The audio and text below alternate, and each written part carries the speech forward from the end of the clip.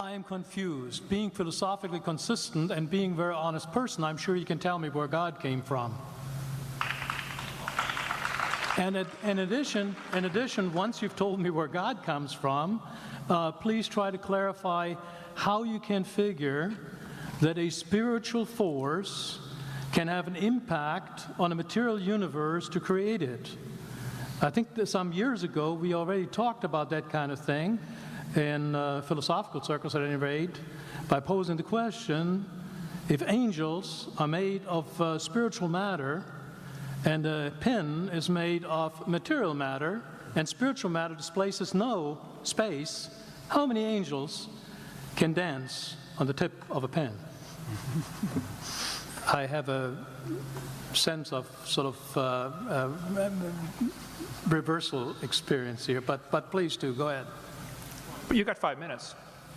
Now, I just want to know which question. That's all right. You may take the rest of the minutes. We're supposed to do one question at a time. Which one would you like? That was part of the format for the debate. So which question? I want you to fill in the story of the rest of the beginning of the universe. God, spiritual matter, impact on material matter. Okay. So 2 questions. All right. Go ahead. All right, your question, where did God come from, assumes that you're thinking of the wrong, obviously it displays that you're thinking of the wrong God, because the God of the Bible is not affected by time, space, or matter. If he's affected by time, space, or matter, he's not God. Time, space, and matter is what we call a continuum. All of them have to come into existence at the same instant, because if there were matter but no space, where would you put it? If there were matter and space but no time, when would you put it? You cannot have time, space, or matter independently. They have to come into existence simultaneously. The Bible answers that in 10 words. In the beginning, there's time. God created the heaven, there's space, and the earth, there's matter. So you have time, space, matter, created a trinity of trinities there. Just, time is past, present, future. Space has length, width, height. Matter has solid, liquid, gas. You have a trinity of trinities created instantaneously, and the God who created them has to be outside of them. If he's limited by time, he's not God. The guy who created this computer is not in the computer. He's not running around in there changing the numbers on the screen, okay?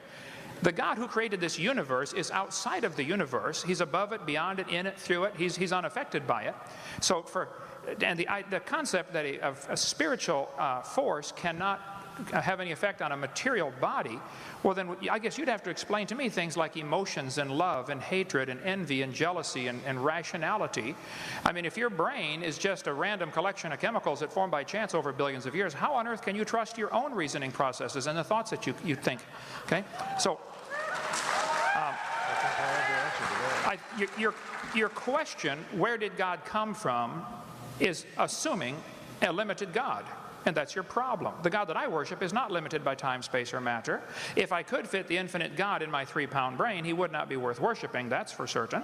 So that's the God that I worship. Thank you.